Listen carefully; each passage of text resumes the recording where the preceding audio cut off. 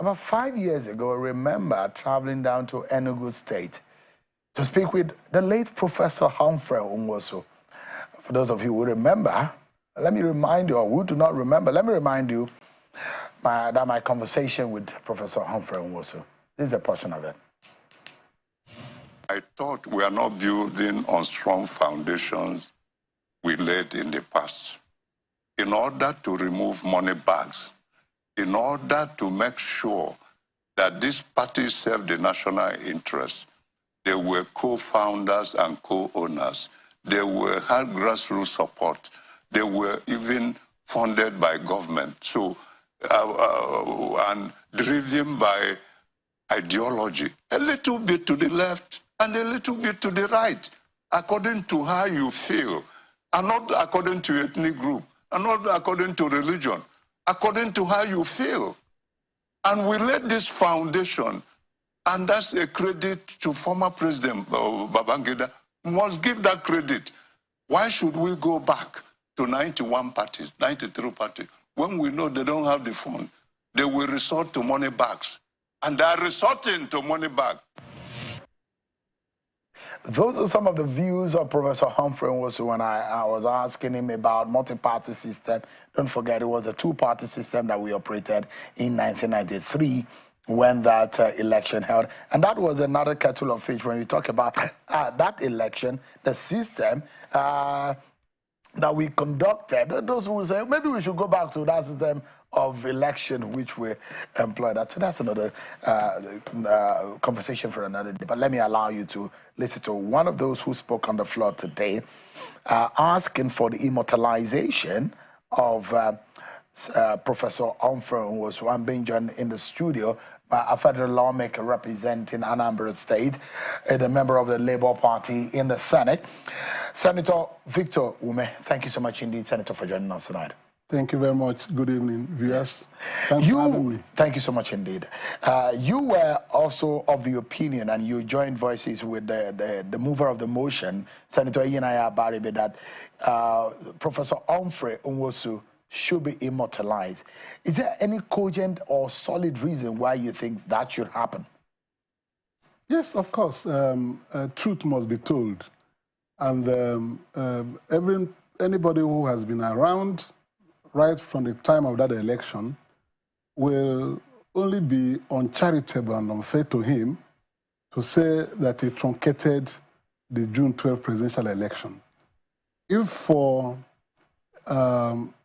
anything, he should be remembered as the man who, being a civilian in a military dictatorship, defied pressures from the military government, the military leaders, to stop declaring the result of that election. He was harassed, harangued, and invited, summoned before the Defense and Security Council, and he stood his ground that that election, there was nothing wrong with it, and he should be allowed to go and conclude the process and announce the result of the election, because at the time they stopped him from declaring the result. It was only Taraba State result that was being awaited. And when the result came in, it was obvious that one man won the election, Moshood Kashimalo Abiola, MK Abiola. And he told them, they asked him, what do you want to do? He asked them to give him time to consult with the national commissioners, 2 minutes.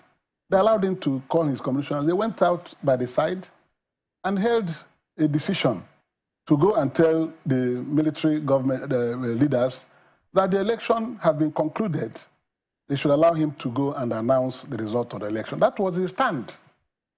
And when he left the meeting, of course, he was under all manners of harassment, and he chose to challenge the annulment of the election at the court. It was the Director of Legal Services of National Electoral Commission that went to court. From there, he proceeded to Kaduna Court of Appeal Division to challenge the annulment. despite serving a military government. So you think Humphrey Nwosu was a hero of June 12th? He's the actual hero of June 12th. As much as MK Abiola was, or there are other heroes of June. Both of them. Let me tell you, because he stood by Abiola till the end. Have you read? He never wavered. Have you read his book, Laying the Foundation for Nigeria's Democracy, my account of the June 12, 1993 presidential election and its annulment? He gave me several copies of those books. I read those books, and he told me what he encountered, how he went in the day, during the night to meet IBB before and after the election, how he feared he was going to be killed, how he feared for his life. All of these are packaged in his own account in this book. Of course, there's no saying the fact that the man put his life on the line. If you knew the people he confronted, you will know that he was a great hero of that episode. General Abacha, Babangida, and other members of the military Supreme Council, he defied them. And for the fact that he went to challenge it in court and tendered the results of the election in court, that was the first time the result of the election came out in the open.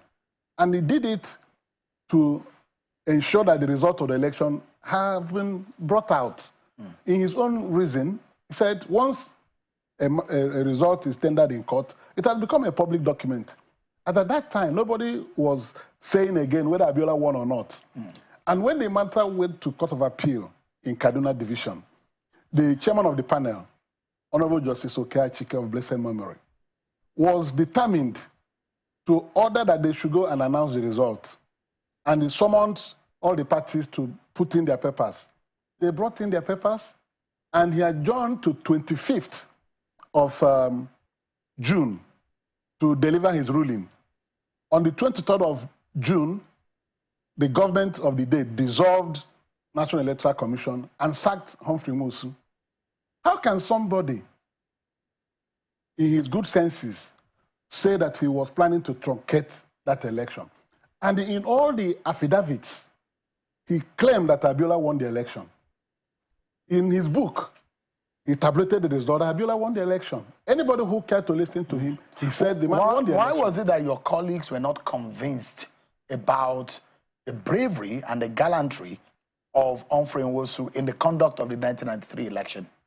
That was the disappointment I saw this morning, and I felt very sad about it. Because a man laid his life, took that risk against people like Abacha. And instead of hailing him, because in doing so, he also told them that Abiola won the election, that he also won in Kano against Bashir Tofa. So what would you expect him to do when he was dealing with people carrying guns? And he stuck to his guns and said, no, this election is concluded, but Abiola won. I think they were being unfair to him. There are other issues raised against Humphrey Nwosu. What were the issues? And there are those who believe that maybe he had some agreement with the military junta at the time, which helped in truncating the process. How? But if you look at, those are the beliefs that some people had, that Humphrey Nwosu also participated in helping how the election or that process was truncated. But in Humphrey Nwosu, he defended, he was trying to explain a lot of things that people did not know from his own lens. But there are those who believe, who have their own account. And in history, there are different accounts of an event. There are those who believe, and perhaps the reason why some of your colleagues are saying Humphrey Nwosu is not a hero, in fact, is one of those we should be condemning for how the 1993 election never stood. I was waiting for you to say what he did that will suggest that. Remember that on the 11th of June, 1993, that he was summoned and asked not to proceed with the election. He told her that the enabling law ousted any court from stopping an election that has been scheduled. And therefore, he went ahead to conduct the election. If he was ready to play like most people would do in the face of military leaders, he would have accepted that the election should no longer go on and pack his things and go away. Nobody will be blaming him. He crossed that hurdle, went and conducted the election. Remember, that was not the first election he conducted. He has conducted House of Assembly elections, governorship elections, National Assembly elections through option A4. And there were no litigations against the election. So this is the last bus stop presidential election. You know, so and when they wanted to stop him, he refused. Have you read IBB's book? Yes, of course. Did you read parts where he mentioned about the election? Yes, of course. And the role Humphrey was to play? That was my grouse this morning. What part of that book? How can somebody be saying that he truncated the election when IBB, the military president at the time, has admitted in his book that he annulled the election and that Abiola won the election actually as put across by Humphrey Nwosu? He said it in his book and said he accepts responsibility. But given another opportunity, he wouldn't have done so. That it was Abiola who won the election. And the result he published in his book were the results made available by Professor Humphrey Nwosu. So I think it's a question of people not being fair to a man who has done so well, and instead of giving him accolades, you want to be uncharitable to him, even unto death. This motion came up today at the most timely moment, because he'll be buried on Friday, 2 days away. So there's no way we cannot talk about his contributions in the parliament. Those who have opposing views will say that the man should not be immortalized. Those who say that he should be immortalized should say their views. Shutting down the motion the way it was done this morning is very, very undemocratic. It's very undemocratic because there's no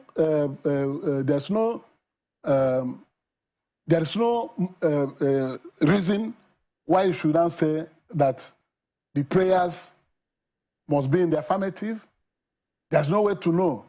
You would have allowed the motion to be debated, because we debate such motions every other day in the Senate. No matter how you feel about a motion, you allow it to be read. Whether it is this one is not even controversial. It's just calling for the honor to be done to a man who almost lost his life over a matter. And his bravery has been subdued over the years. It's very unfair. And if you look at the account of Professor Humphrey Nwosu, how the elections was perhaps not going to happen, about 35 days to the election, and how he had to brief the military junta at the time of how ready NEC was then. 18 hours before the election, there were stories and news about why the election should not go ahead. And he also told me personally of his effort in trying to reach the military president at the time. He also spoke about the result in Rivers, the result in Kano, and some of the complexities that trailed the election. A lot of issues which Professor Humphrey Nwosu, before his death, has also come out to say there are those who distorted the facts and the history. But the fact and history, as far as Humphrey Nwosu was concerned, is from his own lens. There are those who felt aggrieved and who still feel aggrieved that Humphrey Nwosu is less than a hero of that process. What do you think, or how do you think we go from here? You are from that extraction of the country where Professor Humphrey Nwosu is an Enugu man. You spend a lot of time in Enugu too. Yes, yes. And how do you feel, or what do you think can be done since this did not pass through in the Senate today? Well, after Senator Baribe walked out, I didn't take it kindly. I had to work very hard around the chamber to insist that that motion should be recalled. And at the end, there was an agreement that the motion should be recalled tomorrow. I don't know what will happen to it tomorrow, you know. But the truth is that we cannot shut down such a harmless motion that way.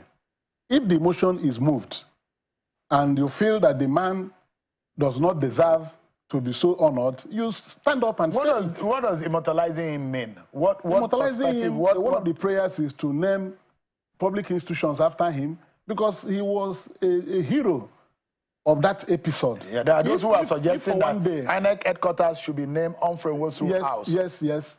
Even when they went to the INEC yesterday, the INEC expressed the same sentiment that he contributed so much in deepening democracy, wanting democracy to survive. Under a civilian dispensation, Humphrey Nwosu would have not faced the kind of challenges he faced in a military dictatorship. That's why people should give him credit. That for the fact that he dragged the issue, also went to court, and the military was forced to dissolve his commission. Well, why, 2 days to the judgment. Yeah, why does it look like it's senators from the Southeast that are pushing this? It's not only Southeast. Didn't you hear? The mover of the motion. The mover of the motion said co-sponsors Senator Bamoro, the minority leader of the Senate, Senator Adamu Aliero, KB State, you know. So it's all about who is actually sponsoring the motion. It's about accepting the motion and allowing it to be debated. If you feel strongly against it. Does Humphrey also look like a hero of the Southeast? Does it look like, a proud, someone from the Southeast that the Igbo people is proud of? Is that how he stands? We are very proud of him for the way he managed that election. Remember, we have been seeing elections after 1993. That 1993 election was so flawless that it produced very widely accepted results across Nigeria.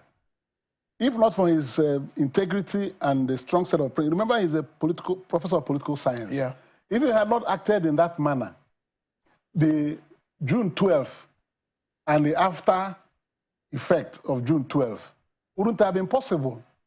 Even if he had yielded to the military intimidation, not to continue with the struggle, everybody would have forgotten about June 12th. But because he stood his ground, that there was nothing wrong with the election he conducted, that Moshood Abiola won the election, he gave impetus to the pro-democracy groups that went to the streets, fighting for the restoration of that election. Was the system that was employed. Yeah, he ingeniously contrived it. Now, so modified. There are those who are saying we should bring back option A4. As a politician, do you think that will work? Well, for the fact that that one produced the freest and fairest election ever conducted in Nigeria, there's no reason why we cannot experiment with that again. But, you know, things have become so sophisticated now that maybe at that time we had the good environment to try option A4. Now that politicians have become more desperate. And there's vote buying. Vote buying. Queuing on the line today may be very unfashionable. Okay. It is important that people should vote and their voting protected. You don't need to know where somebody casts his vote. Yeah. Yes. I mean, it's actually very emotional as a journalist, for someone you have related with keenly. Professor Humphrey Nwosu, I remember welcoming to his home in Enugu State warmly. We had almost an hour and a half conversation before we started the interview, and we had almost 2 hours conversation. I almost missed my flight. Yes. After the interview, he was a jolly good fellow. Called me afterwards. He gave me copies of his book, which I shared to other colleagues because he felt there is an alteration of Nigeria's history as far as the June 12th was concerned. I had shared with colleagues who are political editors at the time. That is what I don't want to happen. The man's place in history should be given to him.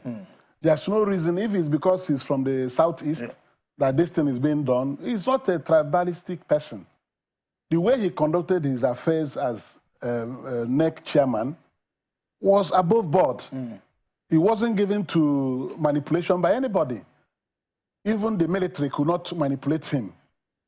Such a stoic character should be immortalized, so that people will know that there was a man who defied the military in discharging his duties.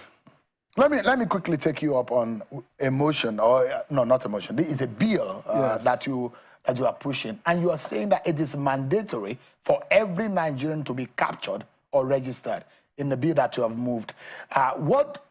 And it's going to be, there will be a repeal of an existing law of NIMSI to now bring forth another act. What gave birth to that concept?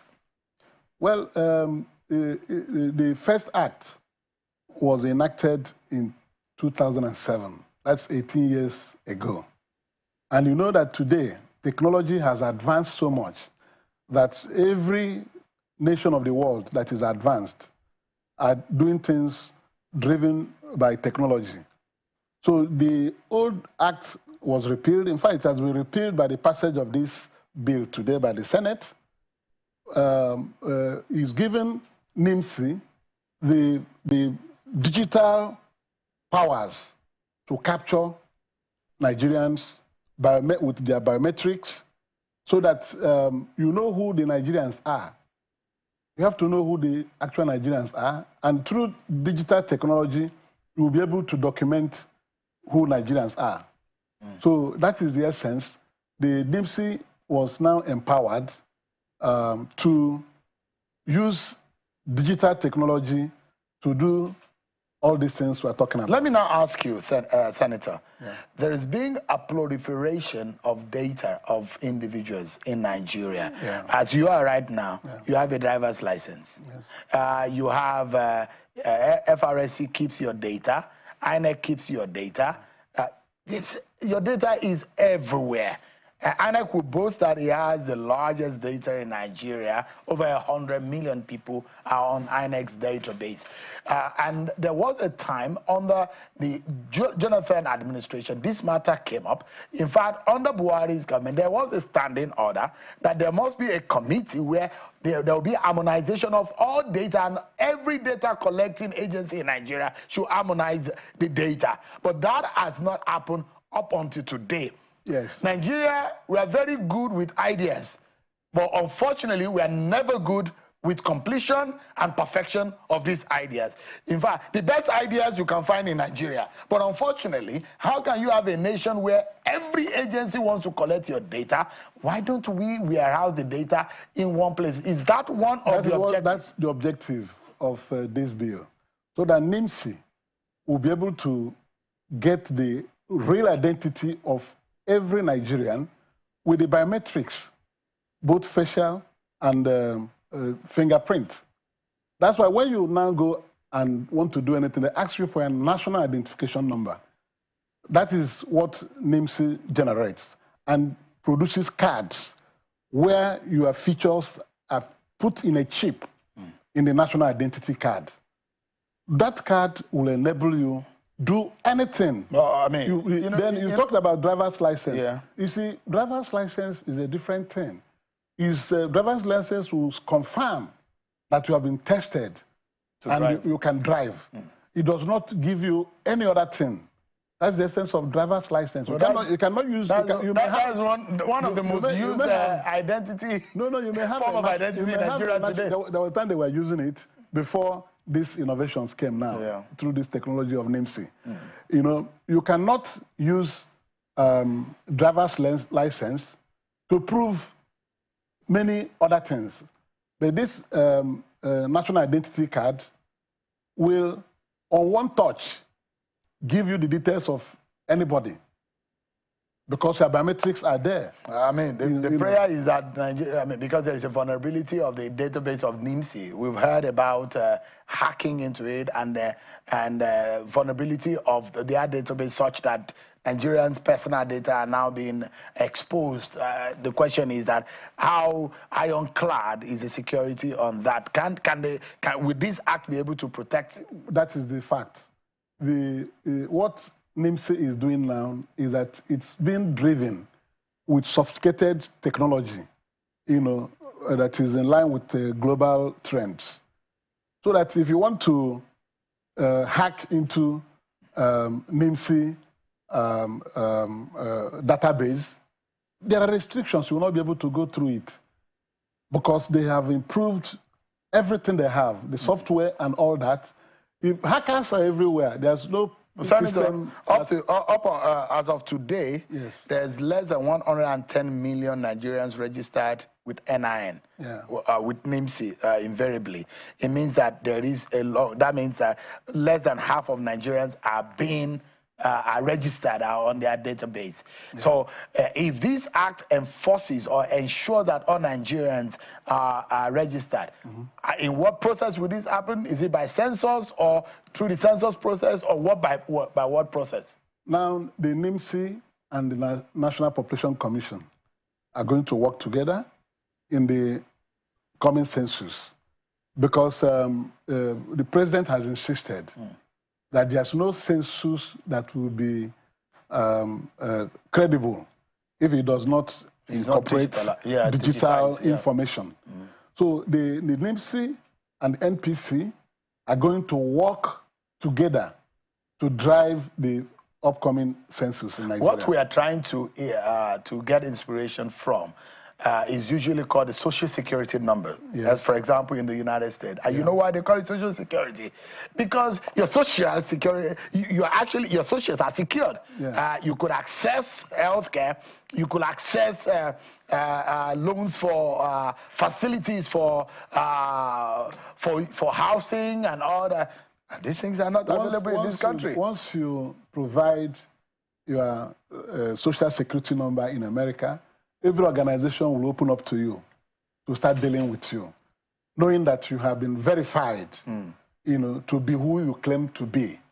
This is what NIMC is trying to do, in Nigeria, so that you don't just come out and claim that you are this when there are missing gaps in your information.